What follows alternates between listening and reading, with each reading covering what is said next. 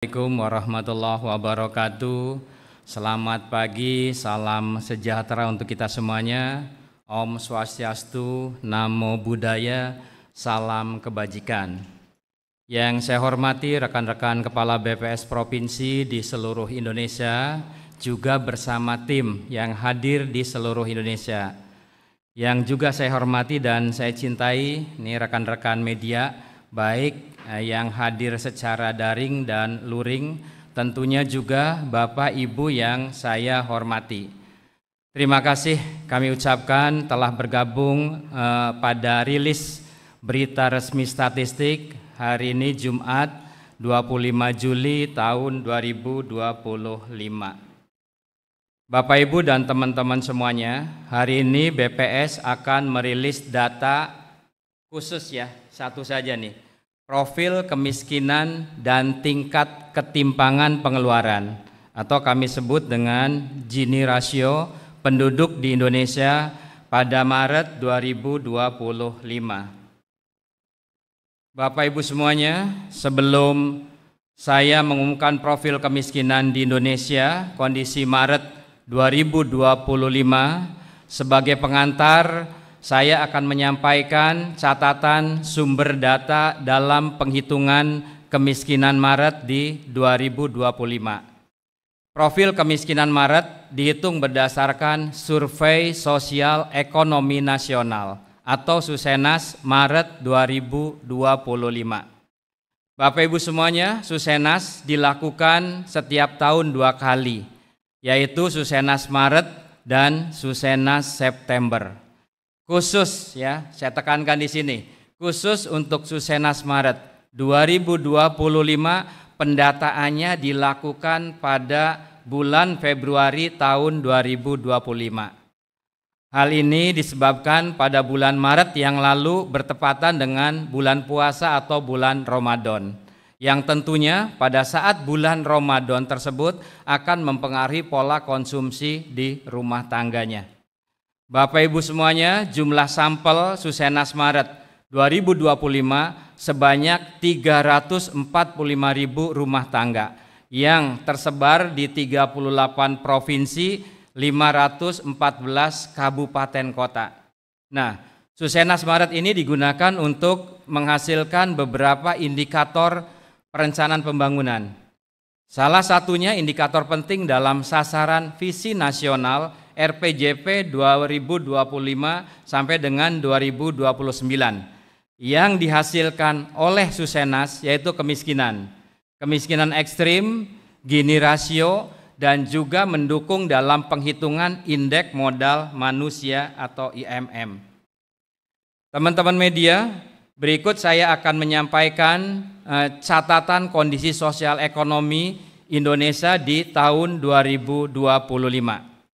Yang pertama, kita sudah mengetahui bersama bahwa ekonomi Indonesia masih tumbuh 4,87% pada triwulan 1 2025 dibandingkan dengan triwulan 1 2024 atau secara year on year. Kemudian yang kedua, pengeluaran konsumsi rumah tangga yang merupakan salah satu bagian komponen penting dalam penghitungan PDB ya. Ini juga sebagai pendorong utama dalam pertumbuhan ekonomi juga mengalami peningkatan. Triwulan 1 2025 pengeluaran konsumsi rumah tangga naik sebesar 2,21% dibandingkan dengan triwulan 3 pada tahun 2024 yang lalu. Demikian juga jika dibandingkan dengan triwulan 1 pada 2024 atau year on year, pengeluaran konsumsi rumah tangga tumbuh 4,89%. Nah, selain kondisi makro tersebut, nilai tukar petani pada bulan Februari 123,45 atau di atas 100. Yang kondisi tersebut menunjukkan bahwa indeks harga yang diterima oleh petani lebih tinggi jika dibandingkan dengan indeks harga yang dibayar oleh petani. Dari sisi ketenagakerjaan yang juga telah dirilis sebelumnya, tingkat pengangguran terbuka atau TPT pada bulan Februari mengalami 2025 ini mengalami penurunan dibandingkan dengan Agustus 2024. Nah, kalau kita lihat kota dengan desanya, penurunan TPT lebih cepat di wilayah pedesaan dibandingkan dengan wilayah perkotaan. Kemudian juga dari rilis ketenagakerjaan kita mengetahui apa yang dinamakan setengah pengangguran.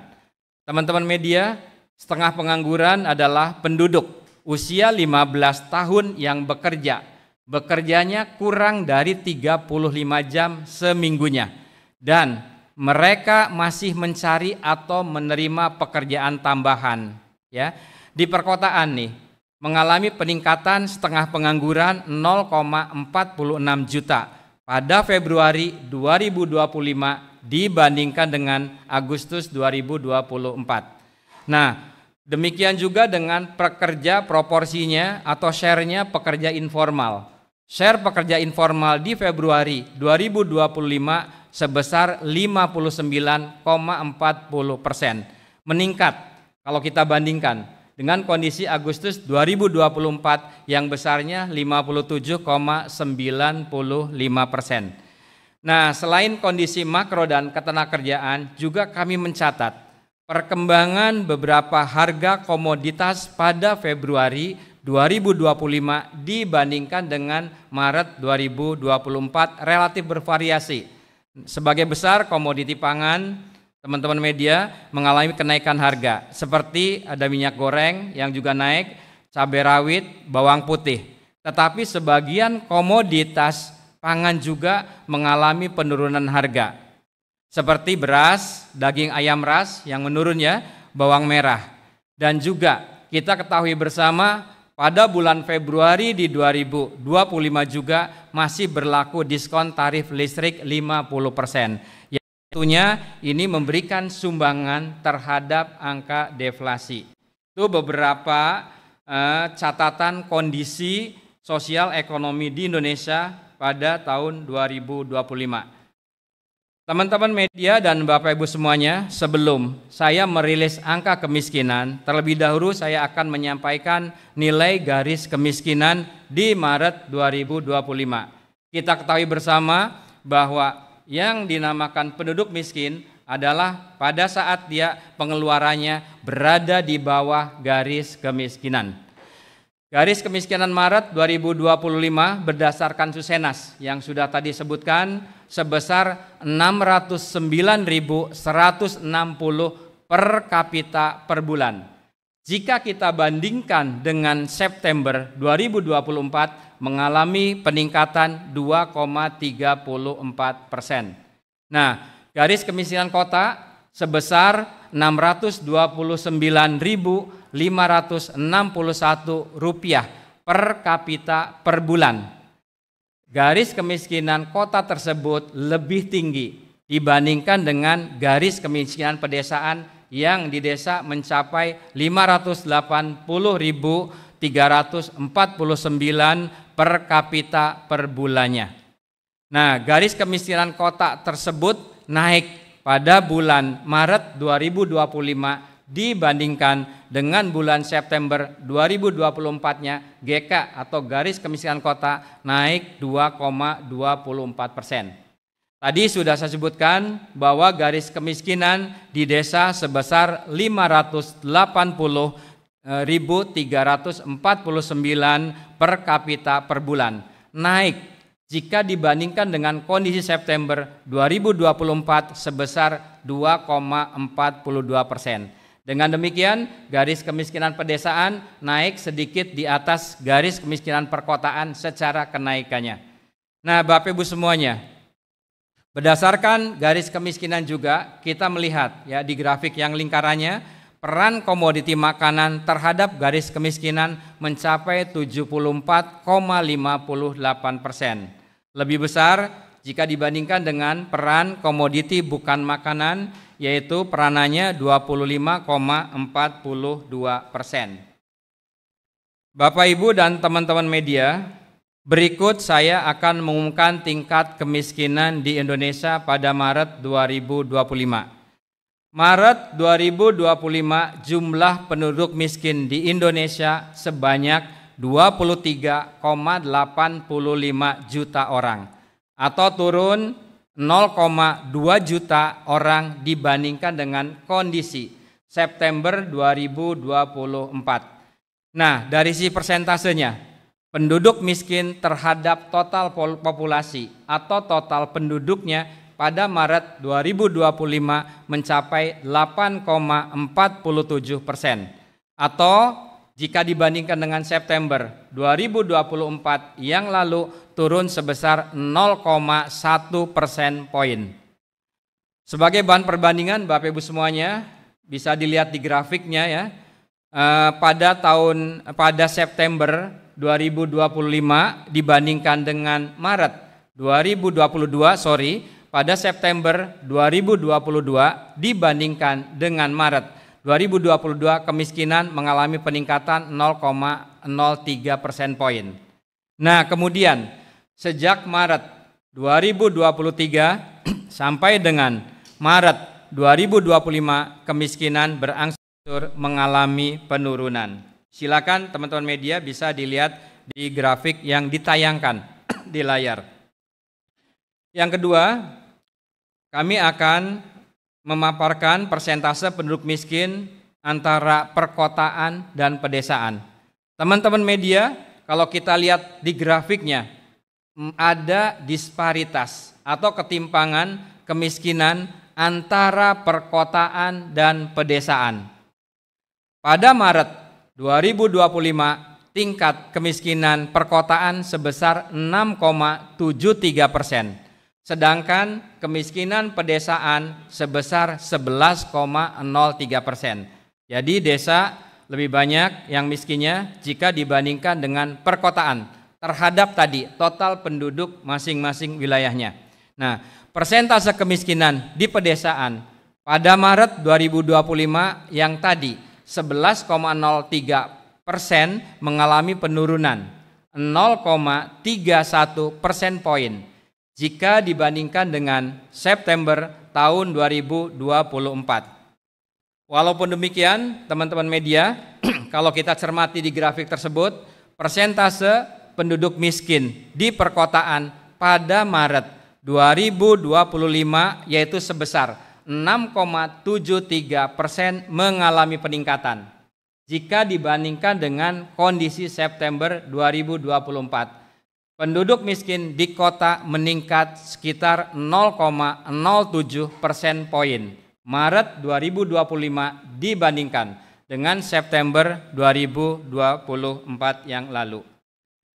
Nah, selain tadi kemiskinan baik kota dan desa, juga salah satu indikator yang penting diperhatikan adalah indeks kedalaman dan indeks keparahan.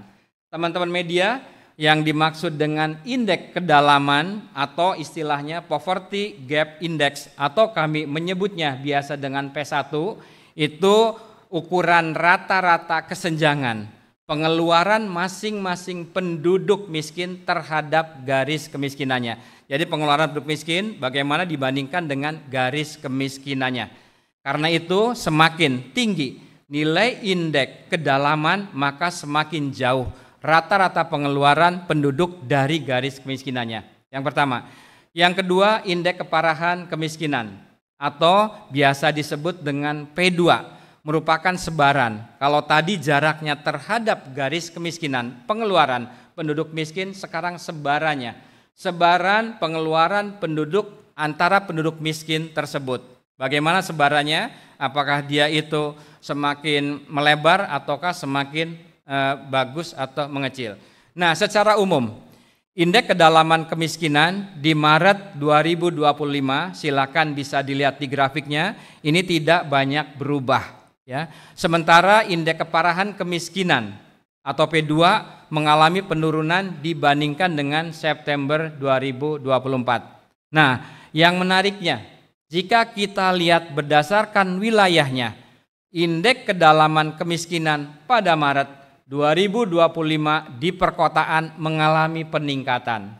Jadi jaraknya terhadap garis kemiskinan, pengeluaran kemiskinan itu semakin mengalami agak jauh meningkat. Nah, sedangkan di pedesaan itu mengalami penurunan. Silakan angkanya teman-teman media bisa dilihat di grafik yang saya tayangkan. Kemudian bagaimana indeks keparahannya? Ternyata pola indeks keparahan sama, ya. Pada kondisi Maret 2025, indeks keparahan di perkotaan juga mengalami peningkatan, ya. Tetapi untuk pedesaannya sama mengalami penurunan. Itu dari sisi indeks kedalaman dan juga indeks keparahan. Nah, pada bagian ini juga kami akan menampilkan kemiskinan menurut pulaunya. Teman-teman media dan Bapak Ibu semuanya, jumlah penduduk miskin masih terkonsentrasi di Pulau Jawa, yaitu sebanyak 12,56 juta penduduk miskin berada di Pulau Jawa, atau kontribusinya sekitar 52,66% terhadap total jumlah penduduk miskin nasional. Bapak Ibu semuanya, sementara itu kalau kita cermati per pulaunya, jumlah penduduk miskin paling sedikit berada di Kalimantan, yaitu 0,89 juta orang atau sekitar 3,75% dari total penduduk miskin nasional.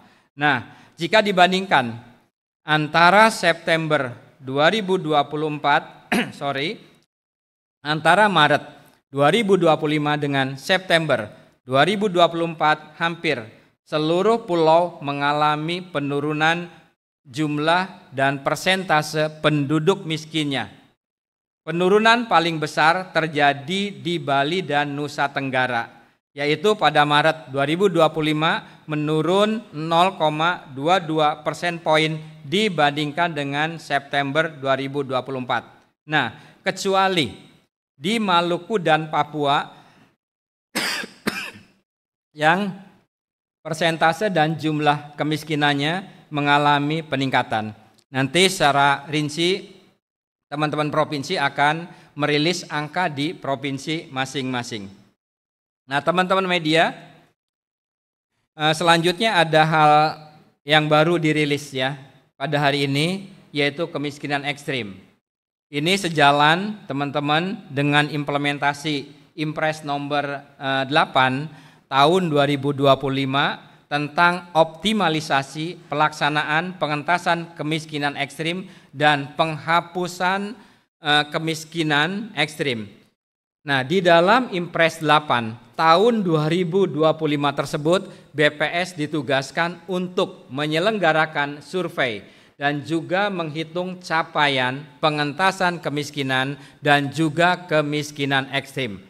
Nah, oleh karena itu, pada hari ini BPS akan mengumumkan kemiskinan ekstrim secara nasional. Ya, penduduk miskin kita ketahui tadi yang sudah saya sebutkan adalah penduduk yang pengeluaran per kapita sebulannya di bawah garis kemiskinan. Sedangkan penduduk miskin ekstrim adalah penduduk dengan pengeluaran per kapita di bawah US dollar 2,15 P3 PPP tahun 2017 per harinya. Ini sumbernya kami kutip dari World Bank. Bagaimana hasilnya Bapak Ibu dan teman-teman media? Berdasarkan data Susenas, Maret 2025 jumlah penduduk miskin ekstrim di Indonesia sebanyak 2,38 juta orang atau turun sebanyak 0,40 juta orang dibandingkan dengan September tahun 2024. Dan jika dibandingkan dengan setahun yang lalu atau Maret 2024 mengalami penurunan 1,18 juta orang. Dari sisi persentasenya, penduduk miskin ekstrim terhadap total penduduk atau total populasi pada bulan Maret 2025 mencapai 0,85% atau turun sekitar 0,14 persen poin jika dibandingkan dengan September 2024 atau jika dibandingkan dengan Maret 2024 yang lalu turun 0,41 persen poin. Bapak Ibu semuanya, selain kemiskinan, baik kemiskinan ataupun kemiskinan ekstrim. Pada pagi ini juga di nasional dan juga di provinsi akan merilis Gini rasio. Bapak Ibu, tingkat ketimpangan yang kami hitung berdasarkan indeks Gini atau Gini rasio. Nah, nilai Gini rasio ini berada antara 0 sampai dengan 1. Semakin tinggi atau semakin mendekati 1, maka semakin tinggi ketimpangannya. Hasil penghitungan kami pada kondisi Maret 2025, ketimpangan atau Gini rasio Indonesia sebesar 0,375, turun 0,006 poin dari September 2024. Nah, kalau kita bandingkan antara Gini rasio atau ketimpangan pengeluaran antara perkotaan dan pedesaan, maka ketimpangan di perkotaan lebih tinggi dibandingkan dengan ketimpangan di pedesaan. Ketimpangan di perkotaan pada Maret 2025 sebesar 0,395, lebih rendah 0,007 poin dibandingkan dengan September 2024. Sementara itu ketimpangan di pedesaan pada kondisi Maret 2025 sebesar 0,299. Saya katakan ketimpangan kota lebih tinggi dibandingkan tadi ketimpangan desa, yang di desa hanya 0,299 ya. Lebih rendah juga di desa jika dibandingkan dengan September 2024, yaitu lebih rendah 0,009 poin. Demikian ya Bapak Ibu semuanya, pada pagi ini kami merilis 2 indikator ya, kemiskinan dan ketimpangan. Nah, rangkuman yang tadi sudah saya bacakan, yang sudah saya uraikan di list tersebut ada beberapa poin. Yang pertama, tingkat kemiskinan sebesar 8,47% dengan jumlah penduduk miskin pada Maret 2025 mencapai 23,85 juta orang. Tingkat kemiskinan di pedesaan 11,03%, lebih tinggi dibandingkan dengan tingkat kemiskinan di perkotaan, yaitu di perkotaan pada Maret 2025 kemiskinannya 6,73%. Tingkat kemiskinan ekstrim ya, Maret 2025 sebesar 0,85% dengan jumlah penduduk yang miskin ekstrimnya 2,38 juta. Yang berikutnya, yang terakhir, yaitu ketimpangan pengeluaran yang kami ukur dengan Gini rasio atau indeks Gini. Tercatat sebesar 0,375, turun 0,006 poin dibandingkan dengan September tahun 2024. Ketimpangan di wilayah perkotaan lebih tinggi dibandingkan dengan di wilayah pedesaan. Jadi tadi teman-teman media ya, kemiskinan di pedesaan lebih tinggi dibandingkan dengan perkotaan, sedang ketimpangannya di wilayah perkotaan lebih tinggi dibandingkan dengan wilayah pedesaan. Demikian rilis berita resmi statistik pada hari ini 25 Juli 2025. Terima kasih atas perhatian Bapak Ibu dan juga sahabat kami, teman-teman media. Saya berharap untuk Kepala BPS Provinsi silakan untuk melanjutkan rilis di wilayahnya masing-masing. Silakan teman-teman BPS Provinsi ya untuk dapat merilis di wilayahnya masing-masing. Dan teman-teman media, untuk bahan tayang dan naskah BRS dapat diunduh ya. Silakan di bps.id, silakan bisa dilihat di layar. Nah, kemudian monggo silakan bagi di sesi ini saya membuka untuk sesi tanya jawab rekan-rekan media yang hadir pada ruang pertemuan ini. Tapi sebelum menjawab pertanyaan, saya persilakan media secara offline ya, yang online juga saya lihat ternyata sudah ada beberapa pertanyaan yang masuk ya. Sambil saya mencermati beberapa pertanyaan masuk, silakan yang offline untuk dapat. Sebentar ya. Monggo silakan sebutkan namanya. 1, 2, 3. Ini bagian depan semua. Ini Sri Kandi semua ya. Saya senang karena saya orang sosial, kalau sudah ke gender ini bagus sekali. Bapaknya ngalah Pak ya. Tolong silakan sebutkan namanya dan dari media mana. Selamat pagi Pak, saya Anasa dari Bisnis Indonesia. Saya mau tanya Pak, tadi kan untuk kemiskinan ekstrim Maret itu disebutkan 0,85% ya Pak. Nah yang saya tahu itu di 2024 itu Maret angka kemiskinan ekstrim kalau nggak salah 0,83. Nah apakah kenapa, tapi tadi katanya di Maret itu turun Pak. Apakah karena perbedaan penggunaan PPP-nya dari 1,9 ke 2,15 atau bagaimana Pak? Kemudian yang kedua, apakah ada data terkait jumlah kelompok yang rentan miskin atau aspiring middle class Pak dalam rilis ini juga? Kalau ada boleh dibagikan Pak yang terbaru. Terima kasih. Terima kasih ya Mbak Anasa dari Bisnis Indonesia. Pertanyaannya menarik ya, ada 2 pertanyaan ya. Silakan di sebelah kirinya. Selamat pagi Pak, saya Zahwa dari CNBC. Saya ingin bertanya Pak, ini kan jumlah kemiskinan ini turun. Nah ini mungkin alasannya apa Pak bisa turun dan apa aja yang menjadi pertimbangan dan juga apa aja yang menjadi alasannya dan juga ketimpangan yang di kota lebih tinggi dibandingkan yang di desa, mungkin itu juga boleh alasannya. Sekian, terima kasih.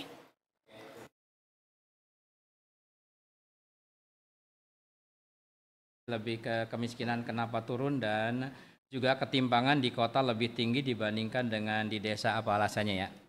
Pak Jahra tinggal di kota ya? Ya.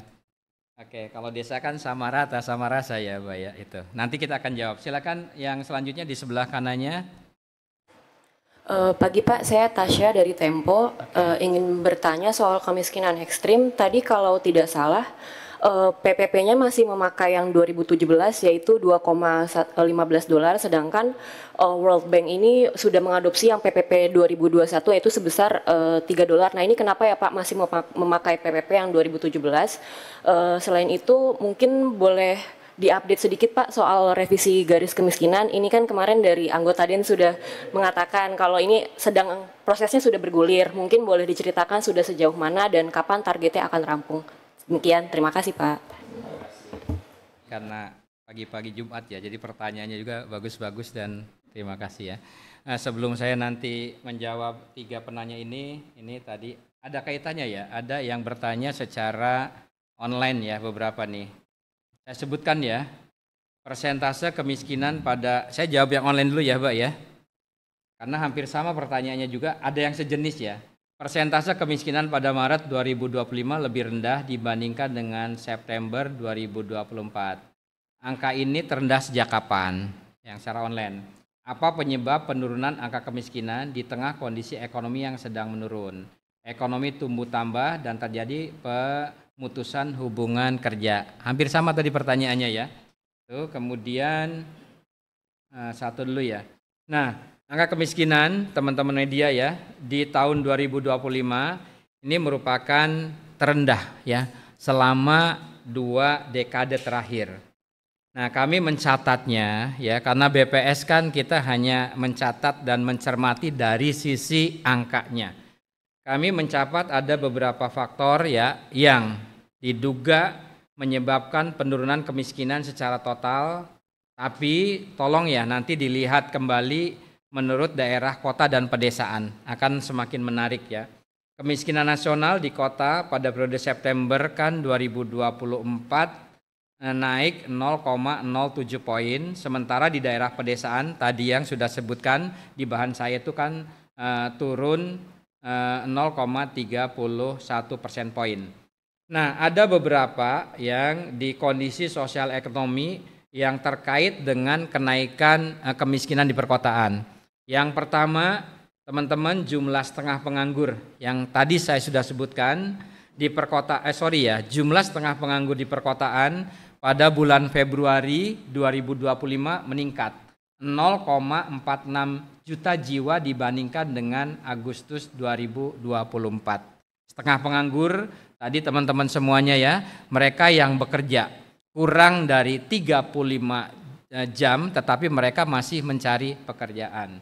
Nah, sebagian besar juga komoditi pangan mengalami kenaikan harga. Seperti kami mencatat ada minyak goreng, cabai rawit, bawang putih ya. Penduduk kota tergantung pada tadi harga pasar ya teman-teman semuanya.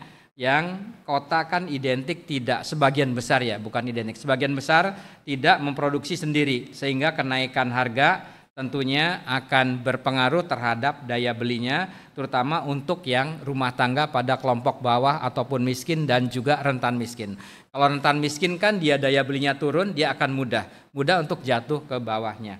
Kemudian tingkat pengangguran terbuka kita ketahui bersama turun ya, 4,91 Agustus ya dibandingkan dengan Februari yang 4,76%. Nah, sedangkan berdasarkan jenis kelaminnya ini menariknya, tingkat pengangguran terbuka laki-laki naik dan perempuan menurun.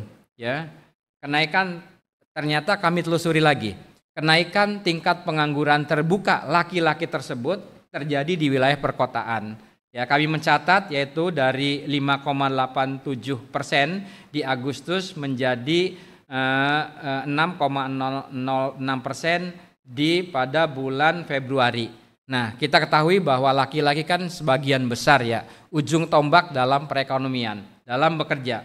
Jadi kenaikan TPT pada laki-laki ini akan berpengaruh terhadap tadi tingkat kemiskinan yang di perkotaan. Nah, kemudian juga ada fenomena ekonomi sosial yang mendukung kemiskinan nasional di pedesaan yang turun. Tadi sekaligus juga ya menjawab yang teman-teman media. Yang pertama ada nilai tukar petani. Nilai tukar petani yang tadi juga sudah saya paparkan pada Februari 2025 sebesar 123,45. Ini menunjukkan indeks harga yang diterima oleh petani lebih tinggi ya dibandingkan dengan indeks harga yang dibayar petani. Artinya daya tukar petani mengalami peningkatan. Nah, meski ada kenaikan juga pada harga pangan nasional ya Bapak Ibu semuanya. Di desa seringkali punya akses ke pangan dan produksi lokal ya dapat mengamankan konsumsi minimumnya. Harga pangan naik di wilayah pedesaan ini juga berkorelasi ya berhubungan diduga ya dengan tadi pendapatan yang di desa termasuk juga tadi daya tukar atau NTP-nya di pedesaan. Nah, Bapak Ibu semuanya yang kemudian juga kemiskinan nasional pedesaan yang fenomenanya juga ada yang menarik. Lapangan usaha perdagangan dan pertanian menjadi sektor tertinggi peningkatan tenaga kerja. Di Februari 2024 ke Februari 2025 masing-masing naik ya. Perdagangan pertanian 0,9 masing-masing 0,9 juta dan 0,89 juta orang peningkatan tenaga kerjanya. Itu beberapa yang tadi ada yang mendukung, tadi juga ada yang menghambat terhadap kemiskinan di wilayah perkotaan. Nah, kemudian yang kedua, pertanyaannya bagaimana gambaran rumah tangga miskin saat ini? Misal apa pekerjaan, tingkat pendidikan dan sebagainya. Teman-teman media, kami di dalam Susenas itu kan yang Maret ada 2. Yang pertama Susenas modul. Susenas modul itu kami menanyakan pengeluaran makanan dan non makanan ya secara sampel tadi 345.000 sampelnya rumah tangga. Selain itu kami menanyakan core. Core ini pertanyaan yang mengidentifikasikan kondisi di rumah tangga, kondisi di individu, kondisi di kepala keluarga dan sebagainya. Nah, berdasarkan hasil olahan Susenas tersebut ya yang kondisi Maret 2025 mayoritas kepala rumah tangga miskin memiliki tingkat pendidikan rendah. Hasil Susenas Maret yaitu tamatan SMP atau sederajat ke bawahnya mencapai 59,45%. Nah, rendahnya tingkat pendidikan ini berkontribusi tentunya terhadap terbatasnya akses mereka terhadap pekerjaan yang layak ya Bapak Ibu teman-teman semuanya, terutama yang sifatnya memiliki penghasilan yang relatif stabil.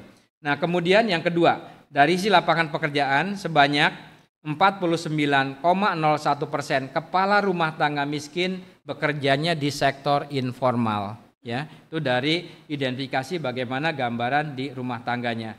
Nanti silakan ada beberapa karakteristiknya, teman-teman bisa untuk komunikasikan. Di sini nanti ada Bu Norma dan timnya dan ada Pak Aven dengan timnya. Kemudian bagaimana perkembangan ekstrim Indonesia Maret 2025? Menurut World Bank dan standar barunya kemiskinan ekstrim di Indonesia mencapai, apakah BPS akan mengadopsi angka tersebut? Tadi terkait juga ya teman-teman semuanya.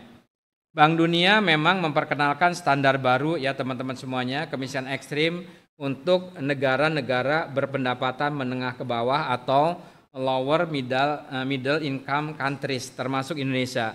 Yaitu tadi ya, di bulan Juni ini World Bank kan sudah merilis dengan standarnya itu US dollar 3 PPP per kapita per hari. Berdasarkan standar ini Bank Dunia memperkirakan 5,44% penduduk Indonesia pada tahun 2023 berada di bawah garis kemiskinan ekstrim versi tersebut ya. Kemudian sampai saat ini memang kita ya Indonesia belum secara resmi mengadopsi batas 3 US dollar PPP tersebut sebagai garis kemiskinan ekstrim nasional ya. Namun demikian BPS akan terus mengikuti perkembangan metodologi global Bapak Ibu semuanya ya tentang pengukuran terutama kemiskinan ekstrem tersebut.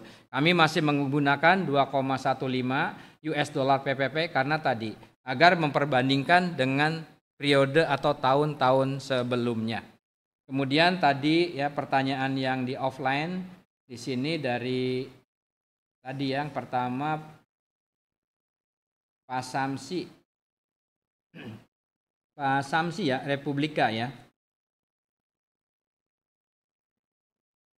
Mau bertanya terkait relevansi data kemiskinan dengan fenomena Rojali. Teman-teman di sini Rojali juga kali ya. Dengan Rojali atau rombongan jalang beli yang akhir-akhir ini kan di berita media cukup diangkat ya teman-teman media semuanya. Ke pusat pembelanjaan namun tidak membeli apapun imbas penurunan daya belinya. Nah, berdasarkan data Susenas 2025 ya, Mas Samsi, kelompok atas memang agak menahan konsumsinya. Ini kita amati dari Susenas ya. Namun ini tentu tidak serta-merta berpengaruh ke angka kemiskinan karena kan itu kelompok atas saja ya.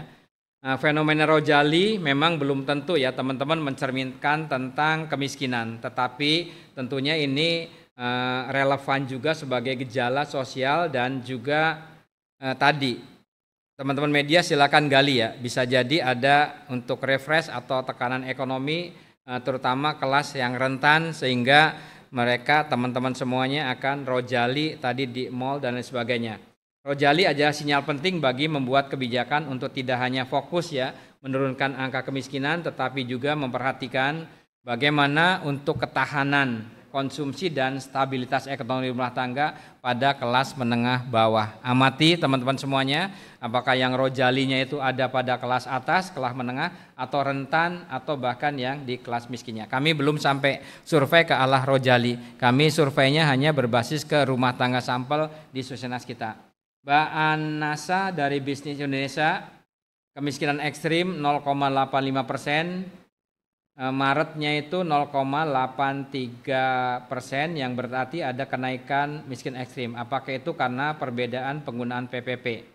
Mbak Anasa ya, angka kemiskinan ekstrim pada Maret 2024 betul sebesar 0,83%. Ini mengacu kepada US dollar yang direvisi ya, 1,9 US dollar 2011 PPP ya. Angka tersebut diperoleh dari metode penghitungan yang lama ya, yang Mbak Anissa disebutkan. Sementara itu kemiskinan ekstrim 0,85% yang barusan kami rilis mengacu pada garis kemiskinan 2,15 US dollar PPP di 2017 serta dihitung mengadopsi, jadi Bank Dunia mengeluarkan metode baru yang telah dikomunikasikan kami juga dengan World Bank.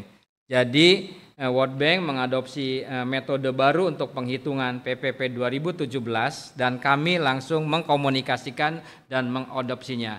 Nah, pada Maret 2024 ketika dihitung dengan metode yang sama, hasilnya 1,26 sehingga kemiskinan ekstrim Maret 2000 turun dibandingkan dengan ekstrim Maret 2024 ya.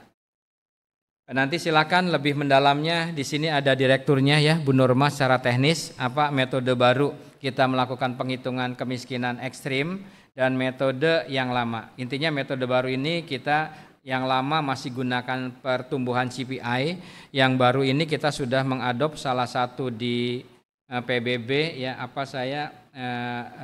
deflator ya.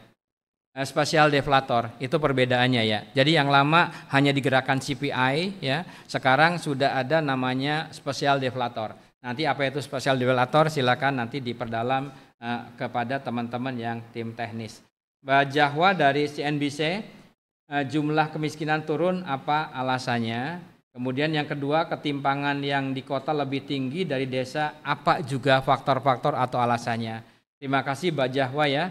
Tadi sudah sebagian besar saya jawab pertanyaan pada fenomena sosial. Ini rasio, ini tentunya kita mengukur pengeluaran seluruh penduduk ya, yang dari mulai yang paling miskin hingga juga yang paling bawah, seluruh pengeluaran penduduknya. Orang kelas atas atau yang mayoritas kan berada di perkotaan ya teman-teman semuanya. Kemudian dan yang paling miskin ekstrim juga di kota ini lebih bervariasi. Jadi gapnya pengeluaran yang dikotakan ini kelihatan sekali antara yang atas dengan yang tadi bawah. Sudah saya sebutkan bahwa tadi kemiskinan di perkotaan juga kan mengalami peningkatan sehingga ini berdampak kepada Gini rasionya juga. Kemudian juga kalau di desa tadi ya, pengeluaran penduduknya kan relatif homogen. Teman-teman media bisa silakan juga dicermati dari data Sakernas kita berdasarkan lapangan pekerjaannya. Di desa kan sebagian besar lapangan pekerjaannya itu pertanian. Relatif homogen juga tercermin di pengeluarannya. Jadi Gini rasionya otomatis akan lebih kecil jika dibandingkan dengan wilayah di perkotaan. Ya. Kemudian Mbak Tasya dari Tempo, kenaikan ekstrim PPP masih menggunakan 2017 $2,15 PPP, sementara World Bank sudah mengadopsi di $3 PPP. Mengapa BPS masih pakai 2017 PPP? Pertanyaan keduanya, untuk revisi garis kemiskinan bagaimana progresnya, targetnya rampung kapan? Ini menarik ya. Yang pertama, RPJM 2025-2029 masih menggunakan acuannya $2,15 PPP di tahun 2017 yang tadi saya sebutkan World Bank sudah melakukan penyempurnaan metodenya dengan tadi spasial deflator ya. Kami menyesuaikan metodenya tapi PPP-nya kami masih tetap karena ini terkait dengan RPJM 2025-2029 agar berkesinambungan ya Mbak Tasya kita untuk mengevaluasinya. Nah, sementara di World Bank sendiri kan ini baru rilis pada bulan Juni yang lalu yang PPP $3 untuk ekstrim di 2021 PPP-nya. Kemudian juga tadi ya bagaimana tentang penyempurnaan metode kemiskinan. Alhamdulillah kami sudah melakukan berbagai proses baik kajian di internal ya termasuk juga kami sudah membahas berulang kali dengan forum masyarakat statistik. Jadi kami terus berproses ya pembahasannya dan bahkan juga berbagai masukan baik dari institusi yang lain seperti Bappenas ataupun para pakar juga kami terus mengadopsi masukan dalam rangka penyempurnaan metode penghitungan kemiskinan. Nah harapannya mudah-mudahan ya kami akan menunggu saja ya kalau kami dari tim tesis ketika nanti akan diimplementasikan apakah tahun depan bulan Maret 2026 ataukah lainnya kami tetap untuk menunggu dan kami tim teknis untuk terus melakukan persiapan demi persiapan di metode baru tersebut ya. Mudah-mudahan ya teman-teman semuanya kita tunggu saja ya Mbak Tesya ya saya dan teman-teman tim ini siap untuk melakukan penyempurnaan. Kajiannya ini sudah bersyukur ya sudah terus kita lakukan ya. Demikian silakan yang di sesi kedua. Karena Jumat, gimana kalau batasi jam 10 ya teman-teman. Sesi 2 silakan. Silakan Mas. Sebutkan namanya Mas ya. Ini karena Jumat saya batasi sampai jam 10 aja ya teman-teman ya. Ya, Oke. izin Pak Ateng, saya Maulana dari Investor Trust. Ada beberapa pertanyaan Pak. Tadi disebutkan konversi PPP yang digunakan BPS, konversi atas rupiahnya itu berapa ya Pak? Karena ada yang menyebut pakai di 6.000 sekian gitu Pak kalau nggak salah. Nah itu BPS pakai berapa? Kemudian Bank Dunia kan mengeluarkan metode penghitungannya dengan pendapatan ya Pak. Apakah BPS akan mengarah ke sana juga Pak? Selama ini kan BPS masih menghitung dengan konsumsi masyarakat gitu. Yang ketiga itu kemarin disebut ada penundaan laporan kemiskinan ini karena penyesuaian metode itu Pak. Boleh digambarkan sedikit dong Pak perbedaan tadi yang kenapa akhirnya ditunda? Apakah BPS memakai metode baru itu di penghitungan apa begitu Pak? Siapa sebutin namanya Mas? Namanya siapa Mas? Ya. Maulana. Sama juga ya namanya ya. Ini ada kembarannya di sini Mas Maulana. Terima kasih Mas Maulana. Silakan teman-teman media masih ada. Ini karena Jumat kali ya. Teman-teman ya. Ada ya tayangan berapa PPP digunakan menghitung kemiskinan ekstrim di Bank Dunia. Kayaknya ada ya teman-teman teknis. Kalau ada ditayangkan berapa sih PPP-nya yang kita hasil penghitungan. Ya, tapi sebelum ini sambil teman-teman tayangkan ya hasilnya. Kemudian World Bank juga itu gunakan pengeluaran ya Mas. Dalam melakukan penghitungan World Bank juga sama sumber datanya Susenas. Cuman kan yang berbeda bagaimana untuk menarik garis kemiskinannya. Kalau Indonesia dan sebagian besar negara, kita melakukan penghitungan kemiskinan berdasarkan standar nasional. Nah, kalau World Bank itu melakukan penghitungan kemiskinannya, dia berdasarkan perbandingan global. Karena itu dia mengambil apa yang dinamakan dengan PPP. Nah, betul ya Mas Maulana, tadi juga World Bank selalu untuk merevisi termasuk juga dalam penghitungan standarisasi PPP-nya yang digerakkan yang metode lama dengan CPI. Metode baru di World Bank menggerakkannya itu dengan salah satunya spatial deflator. Nah, karena World Bank ya menggerakkan dengan spatial deflator, ya kami juga kemarin teman-teman semuanya melakukan penghitungan menyesuaikan untuk kemiskinan ekstrim dengan menggunakan spatial deflator. Itulah yang kami namakan, kami akan terus untuk menjaga kualitasnya sejalan dengan penghitungan di internasional pada saat dia diimplementasikan misalnya untuk penghitungan kemiskinan ekstrim di Indonesia. Itu Mas Maulana ya. Kemudian PPP yang digunakan untuk penghitungan kemiskinan ekstrim mengacu pada PPP konsumsi rumah tangga dan lembaga non-profit yang juga dihitung melalui International Comparison Program atau EICP ya. PPP Indonesia di tahun 2021 mencapai 5.353. Nah, sedangkan di tahun 2017 berdasarkan PPP 2017 Indonesia besarnya sekitar berapa teman-teman? Nanti silakan tanyakan 5.089 ya, 69 ya, itu besarannya. Jadi mengalami perbedaan ya antara ICP yang di 2017 ini. Oke, kemudian tadi ya penundaan laporan saya sudah sebutkan. Salah satunya kita menyesuaikan penghitungan ya, yang metodenya sedikit disempurnakan World Bank itu dari CPI-nya digerakkan dengan CPI, kemudian dengan tadi ya spatial deflator. Teman-teman semuanya ya demikian yang bisa kami sampaikan untuk yang rilis kemiskinan dan ketimpangan pada pagi hari ini. Untuk teknis nanti di sini ada Bu Nurma ya, Direktur Statistik Ketahanan Sosial. Tadi beberapa nanti angka ya, angka-angka yang teman-teman silakan untuk diperkuat dari tulisannya, silakan untuk dapat menghubungi di Bu Nurma.